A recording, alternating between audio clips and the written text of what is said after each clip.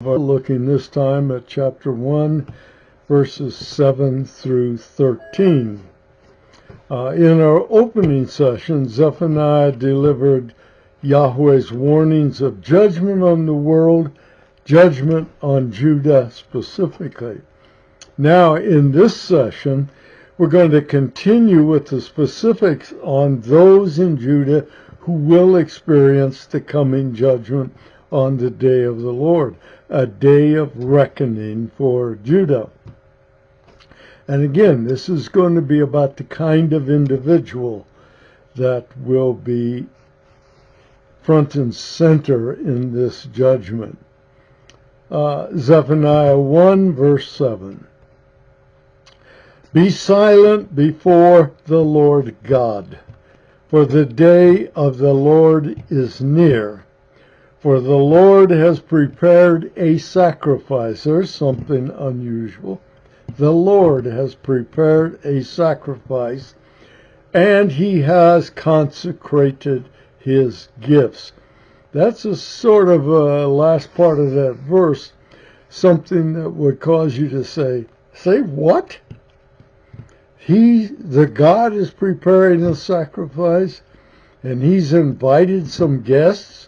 Well, if you think about it in terms of judgment, that's not an unreasonable description. That's where we'll be going in a moment.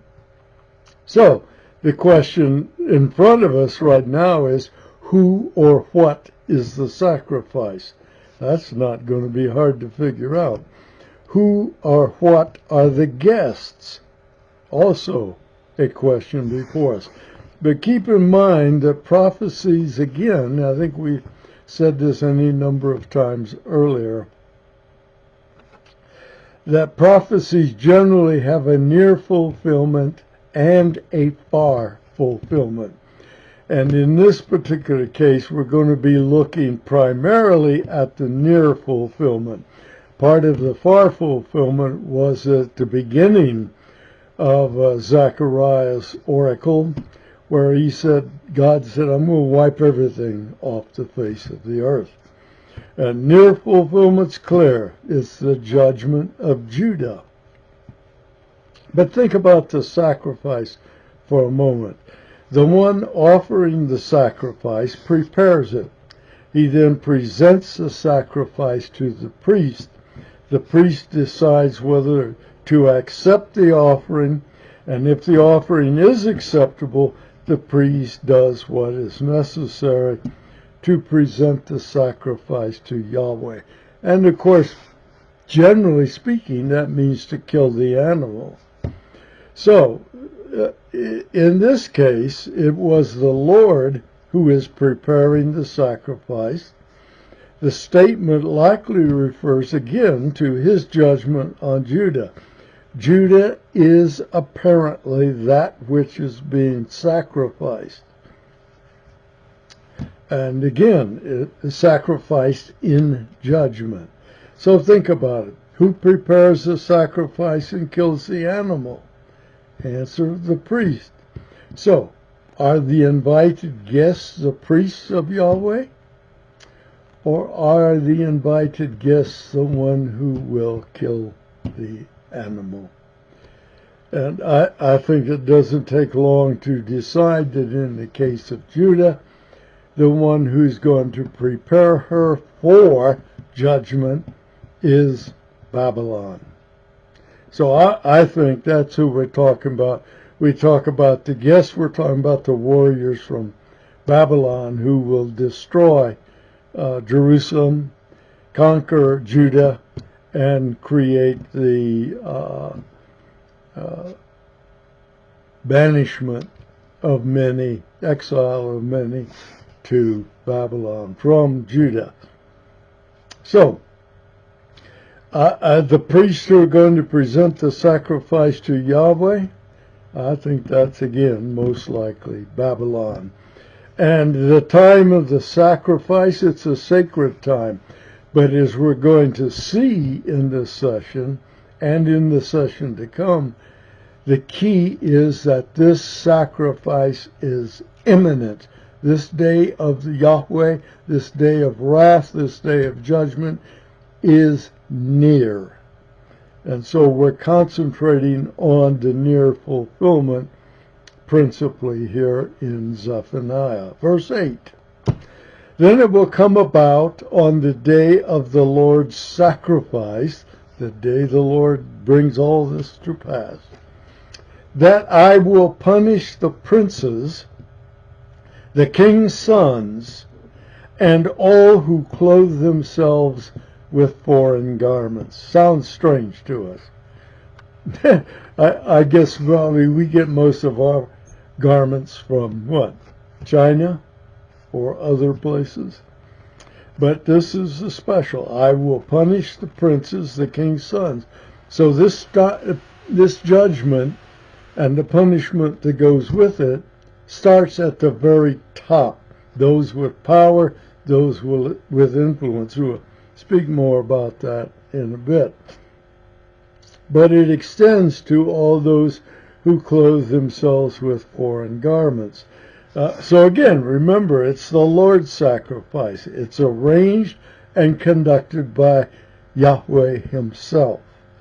First, notice that judgment begins at the top again, as we just mentioned, with those of power and influence in the royal household.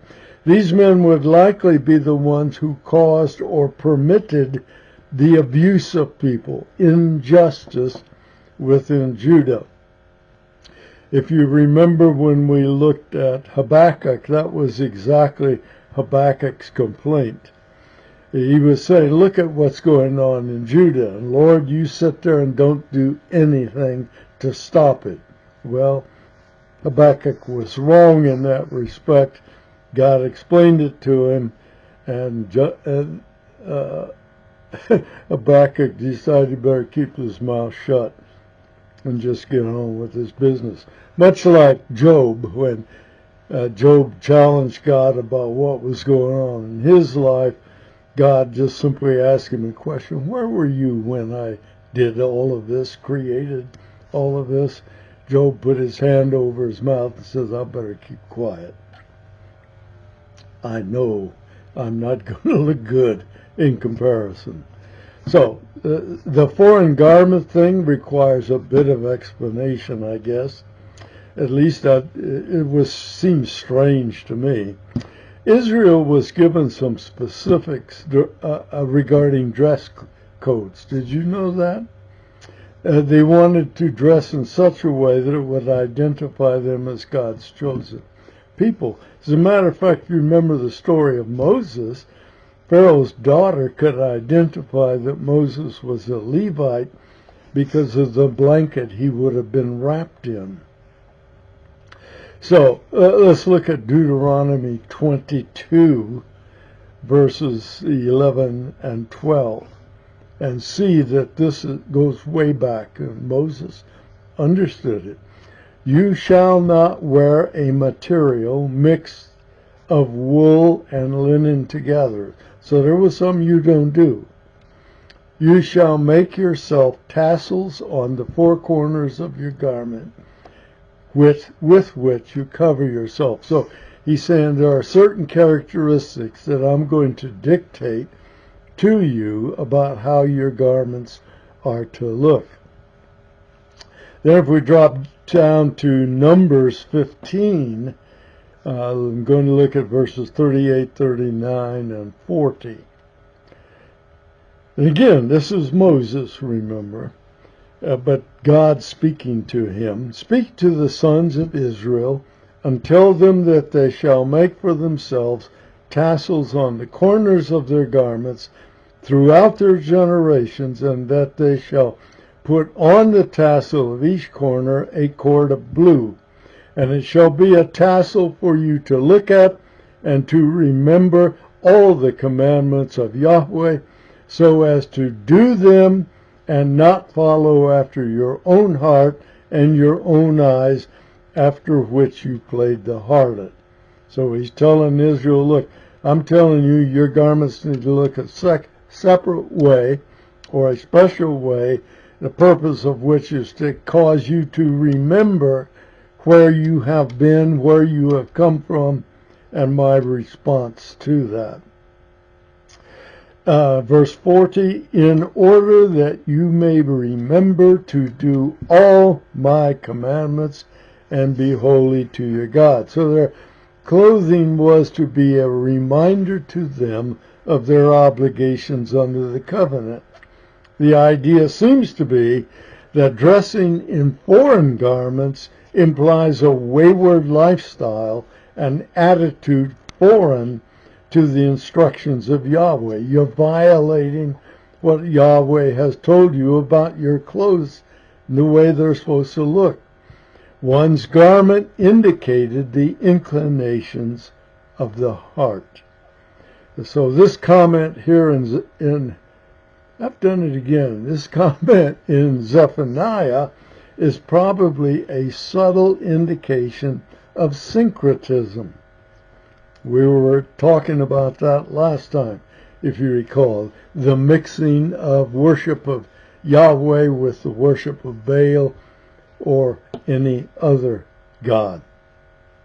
And so I think this statement about foreign garments was simply to say this mixing of worship of Yahweh with the worship of some idol is present in Judah, and it's got to come to a stop.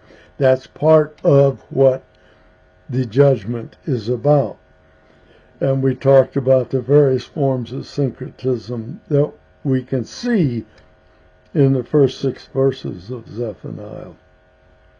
Next, Zephaniah is going to identify, or did identify, the third and fourth group who would come under judgment in Judah.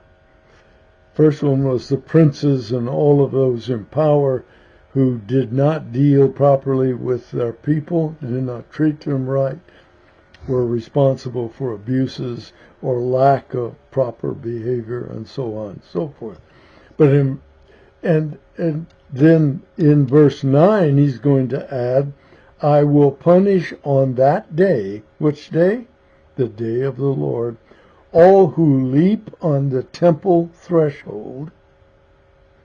Interesting phrase, right? Some say leap over, some say leap on.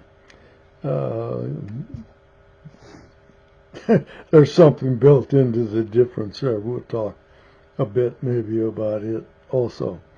Who fill the house of their Lord with violence and deceit. So what have we got here? Something about leaping on or over the threshold, meaning to the door of the temple. Those who leap over the threshold may have some connection to the temple of Dagon. I don't know if you remember that when the Philistines captured the ark and they took it, they put it in the temple of Dagon. And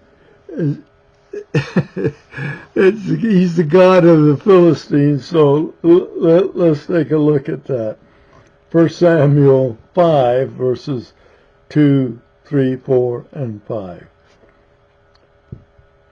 Then the Philistines took the ark of God, they took it in battle, and David was the king at the time, by the way, and brought it to the house of Dagon, and set it by Dagon. They set the ark of the Lord up next to Dagon, which of course is nothing but an idol, some kind of carving or statue of some sort. Verse 3, when the Ashdodites, Ashdod was one of the 4 or 5 major cities of the Philistines.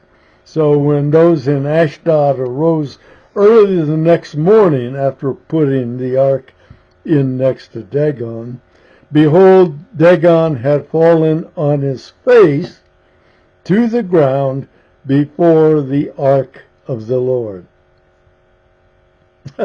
You think that Dagon got the message that you don't come before Yahweh? So they took Dagon and set him in his place again. Interestingly, Isaiah talks about that, or actually the Lord talks about it in Isaiah. reiterates the message to the people. The Lord said, do you ever pay attention? How does your God carry you?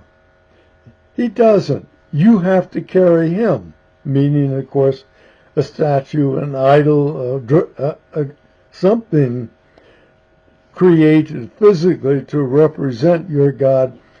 He doesn't carry you. You have to pick him up and carry him. He can't walk. He can't talk. He can't move. He can't do squat. So you have to pick him up and carry him. So here Dagon had fallen on his face. Dagon, of course, couldn't get up. Idols can't stand on their own 2 feet. So they, the people from Ashdod, took Dagon, set him in his place again. But then there's the next day, right? But tomorrow. But when they arose early the next morning, behold, Dagon had fallen on his face to the ground before the ark of the Lord. He's back on his face again. And the head of Dagon and both the palms of his hands were cut off on the threshold. Only the trunk of Dagon was left to him.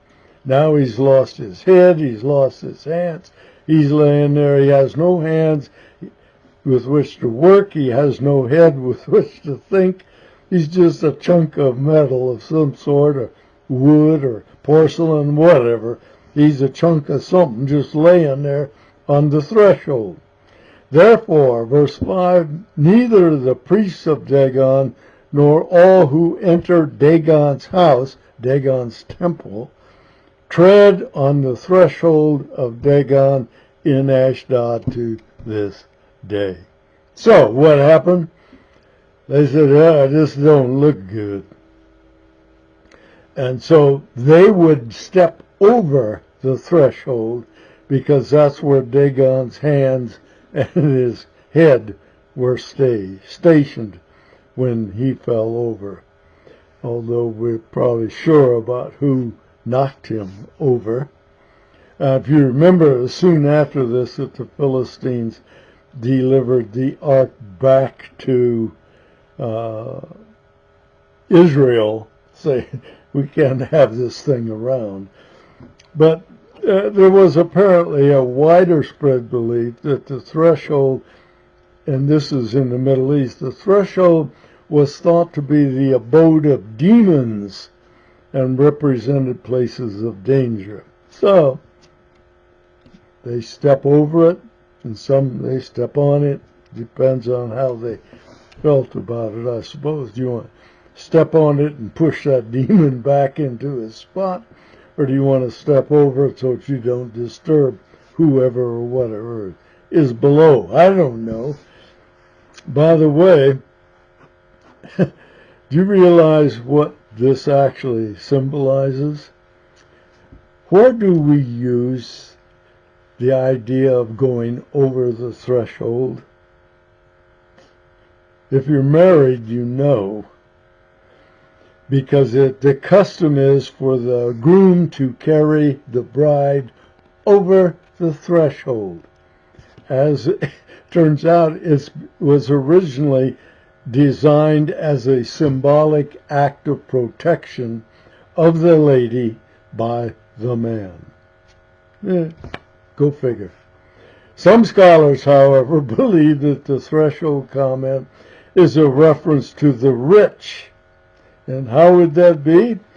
Well, the rich, in their eagerness to leave the temple in order to plunder the poor and the vulnerable, would be running and leaping over the threshold to get out. I don't know. This is just what some people say they heard about. I heard about it. I told you about it. Do with it what you will.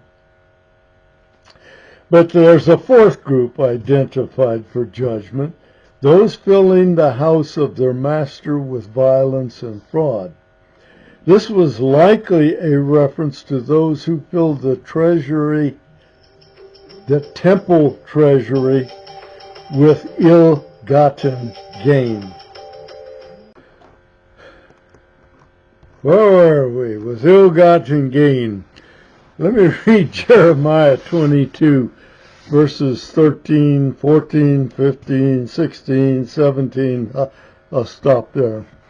Woe to him who builds his house without righteousness, and his upper rooms without justice, who uses his neighbor's services without pay, and does not give him his wages, who says, I will build myself a roomy house with spacious upper rooms, and cut out its windows, paneling it with cedar and painting it bright red.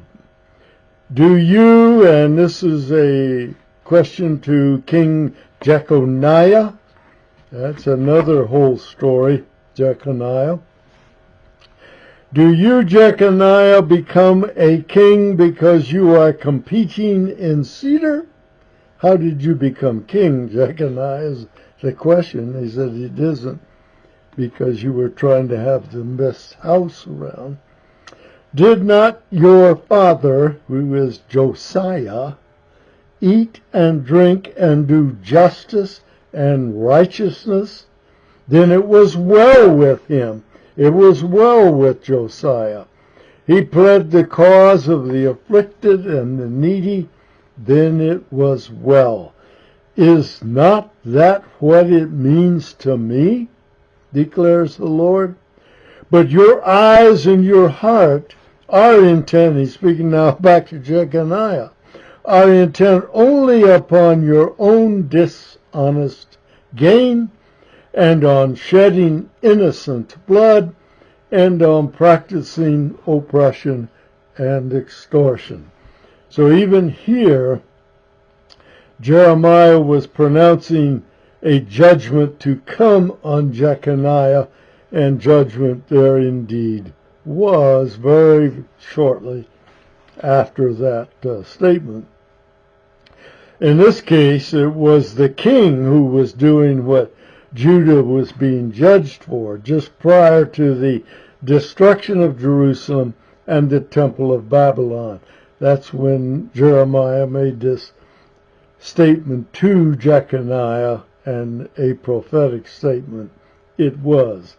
Well, the practices of all four groups singled out for judgment represent practices that oppose Yahweh's commands, which is fairly typical. You get in trouble, it's because you violated something God has said. Looking at Micah 6:8, we'll probably look at this several times while we're looking at Zephaniah. Micah 6:8 says this, He has told you, O man, what is good, and what does the Lord require of you?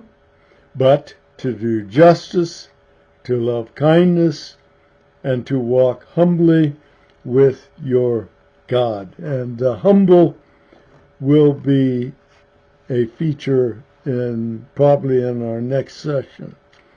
Those three requirements represent the failures of all four of our groups that were marked out for judgment when Judah was to fall to Babylon.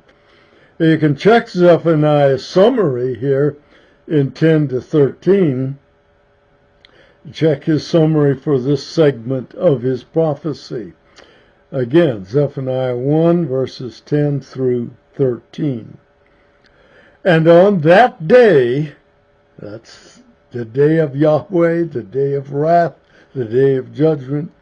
On that day, declares Yahweh, there will be the sound of a cry from the fish gate. That's the gate on the north side of the city, through which or to which the enemy would likely approach and try to get through from that end. So this is like a battle cry. You're going to hear a cry from the fish gate as the enemy approach.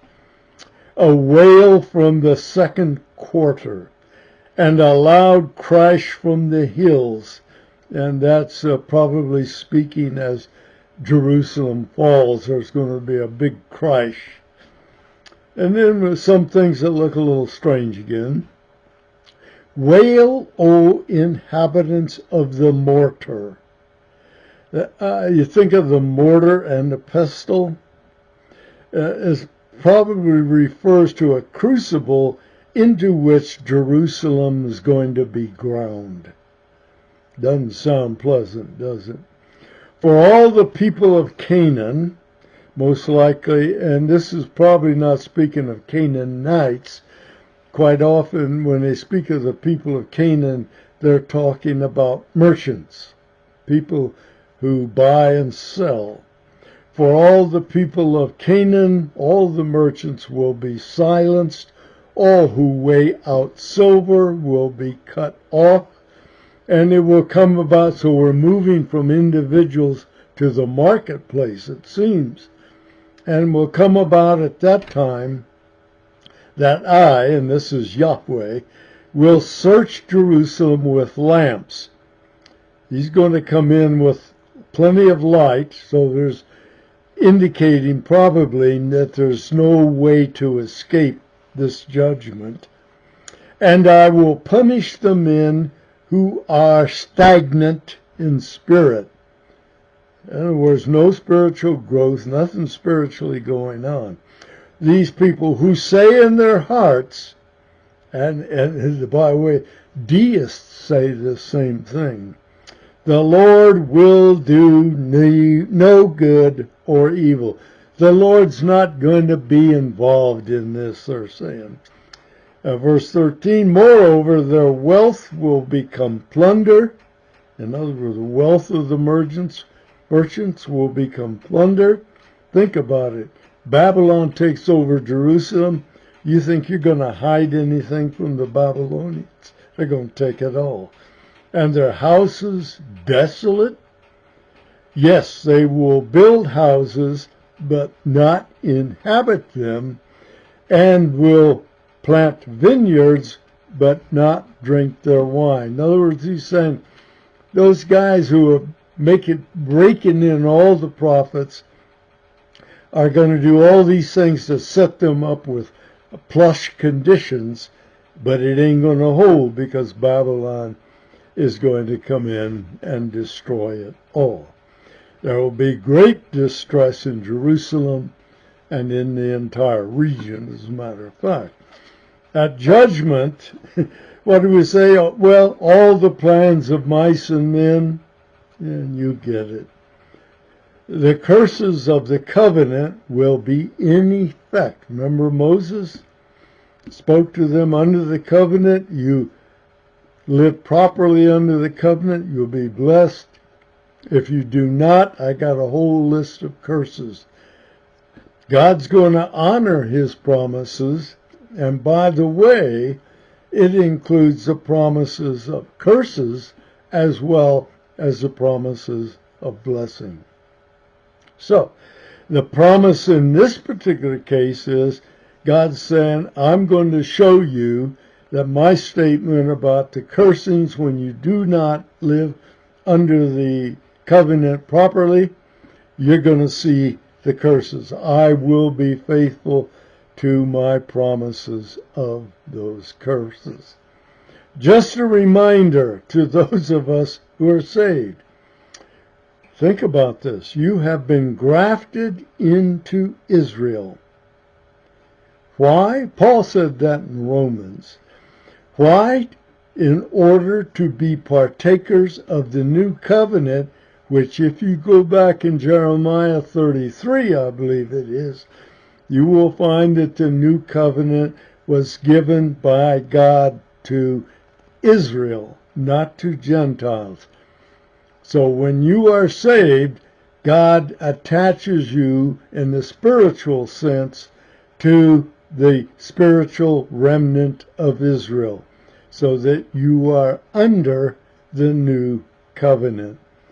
Just saying. Now, next time we're going to complete a study of chapter 1, actually look at first couple 3 verses, chapter 2 as well. And we're going to examine a detailed description of what the day of the Lord looks like, the day of the Lord that Judah experienced when Jerusalem fell to Nebuchadnezzar. But remember, this is what? If it were in 620 BC, it would be like 40 years before this happened.